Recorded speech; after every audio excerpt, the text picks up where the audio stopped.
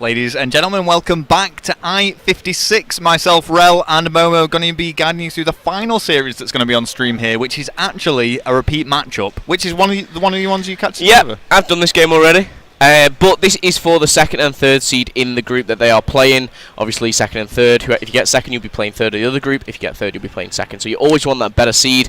And this, could be the difference of going further in the tournament or getting shut down. So it is going to be Bulldog up against Tricked. Last time we saw Bulldog go 2-0 up. Trick then came all the way back to win it 3-2. Bit of a controversial one. I know the Bulldog fans weren't a fan of that, if you like. But first game this time will be Stronghold on Hardpoint.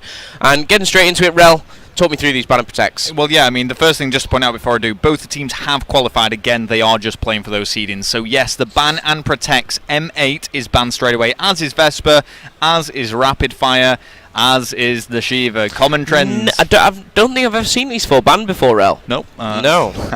It's a common trend, and I think in some respects it's almost kind of a sportsmanship thing. There's just an understanding that these will go a lot of the time. However, Pharaoh is slightly unusual, a little bit of variance there. So Pharaoh banned. You'll notice nothing is being protected here either. Been watching my public gameplay, I think they're banning that Pharaoh out. XR2 as well, something I've been using, and the High Caliber. High Caliber again is like your Rapid Fire, your Shiva, always gets banned.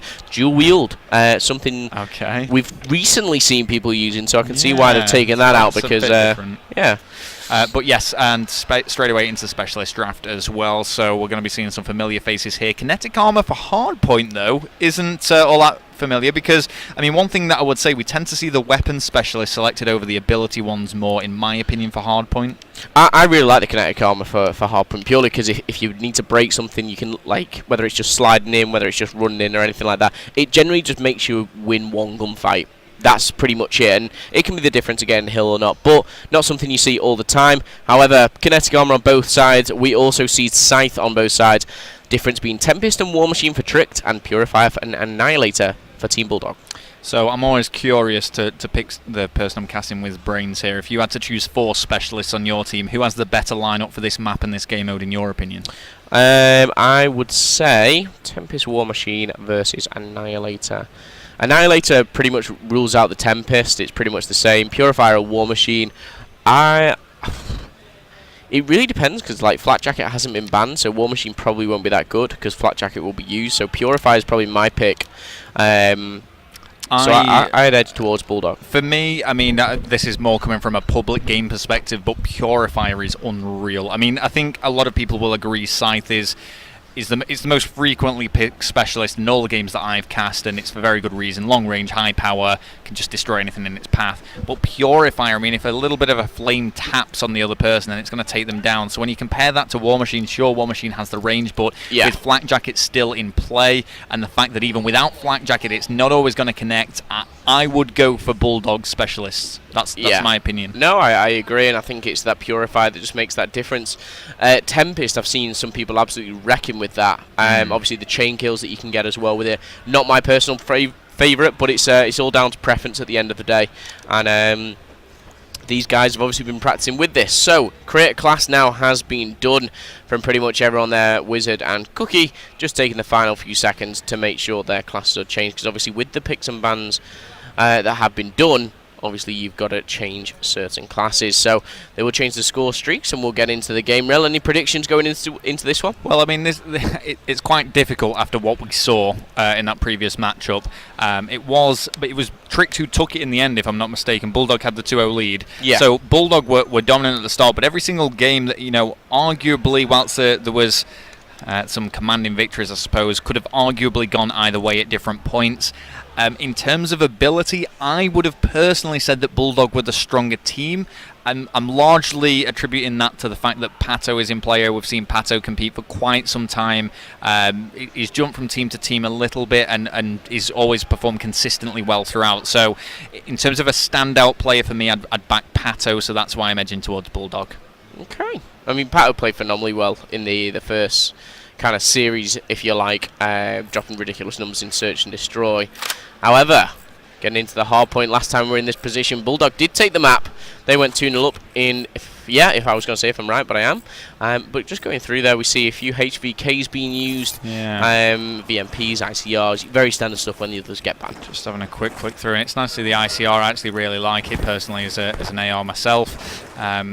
But yes, we're going to start off with Pato anyway, given the considering the fact of actually giving a little bit of a shout out, see what he can do here.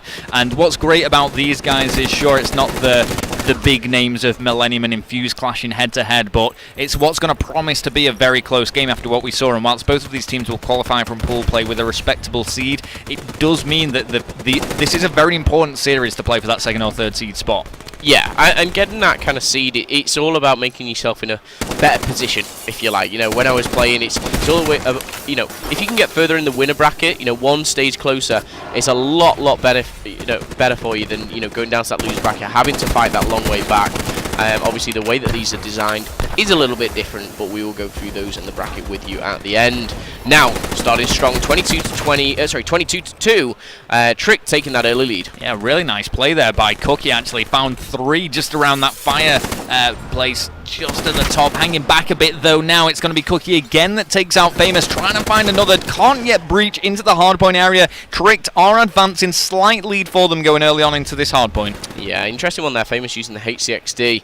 A lot of people aren't using Flat Jacket, so it always seems to be picking up a kill, but doesn't do so. Cookie picks up 2 there, shutting things down, and again Trick just extending their lead here. Cookie doing absolute work. And this is good by Sabavian, because he's just holding back and suppressing the fire against Cookie. It just eliminated him from play. He did actually go down, and Tricked are going to take a big lead now. Now Bulldog are going to start struggling if they're not careful. Have we got these teams right, Momo? We have... Oh, no, we haven't. Nice. Momo, hold your hands up. I'm not physically going to do it. However, it was my fault. Bulldog is, in fact, obviously Pato and the squad there. So... Hold on. Let me just get this right. There we go. That'll make it a bit easier. We'll just guide you through it. We know who's on whose team. So it is going to be Bulldog that are actually in the lead now. We're just going to get Rob to actually switch over those names at the top. That's the important thing that we need to see. And I do apologise about that. It's very confusing actually getting that to go. If you've ever used Codcaster mode, you would have seen it for yourself. It was my fault. It's Momo's fault. I was trying to tactfully avoid saying it, although I did just want to make it clear. My fault, guys. I'm sorry. But yes, there we go. We're going to get those decals put back up and straight into the game. Anyway, Jambino here for Trick. So that's who I'm watching. 5 and 7, 24 seconds on the hardpoint area. And you can see now trying to get around on the rotation. He's actually distanced himself from his teammates. Great play because he's got the flank covered. And now we are actually seeing Trick get back into this. Yeah, and Seb for me is a key player there. 50 seconds on the hill already. 13 frags, top of the 8 people in the lobby themselves. And the interesting one using the ICR, we see Man of War, HVK. ICR is kind of shunned a little bit by some of the professional players, but seems to be doing work with him himself. Yes, it certainly is. And again, just going to bring up those guns so we can actually see what Sabavian does with it on that 13-8. Finally does go down dangerously close to the scythe. And of course, a lot of the specialists do have different timers on, so you'll see them unlocked at different points, but we can see them kind of just coming to an edge here, or coming to a head. Tempest is nearly going to be unlocked there for Pato. We'll stick with him, see if he can just about seal it off and bring it into play. Okay, and Pato staying on board, like you said, Rel. He only needs probably 1-2 more kills with the time that's going down to unlock that Tempest, and he does pick up 1. He's going to take the assist there on... I believe it was Smithy, and still on this half point. I just like the way he's not only putting kills on the board and assists, he's also getting time for his team as well. Taking the lead now, Bulldog finally leading by about 5 points. Yeah, but again, a very close game. It's what it's promised to be. So here we go. Is he going to bring the Tempest into play now? Probably a really good time, actually, to introduce it with these players being clumped together. There we go. Here it is. Got to stay alive, though. Doesn't want to go down as soon as he brings it out.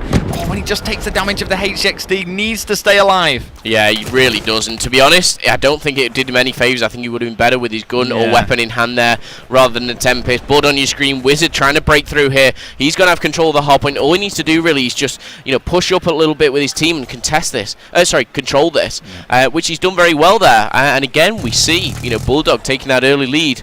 1-1-1 to 87. Yeah, Bulldog still just edging ahead now. It's actually Tricked who had a little bit of a favourable position not so long ago. We are going to see the contest though. Great work by Jambino. He doesn't actually find the second. It's Wizard, but Wizard is still left alive. Finally goes down by Stifler, and now we are seeing Stifler flood in alongside Tricked, and Trick trying to mount this comeback. Okay, now with 14 seconds left on the clock, you're going to see the rotation come in. Obviously, that is pretty much the money hill, as we would call it. And now it brings it to a 20-point game, and the rotation's being set. You can see on your mini-map, Bulldog seem a little bit more prepared than the boys on Tricked. Yes, they certainly do. But again, it's just flipping back into a very narrow difference between these guys. Here we go with Wizard, finds 2 players again himself. Trophy systems are going out, and a nice little lockdown. He's found himself getting in here, trying to support his team, only now just finding his way to the hard point. But again, Stifler with a 2-piece. And joining session is on.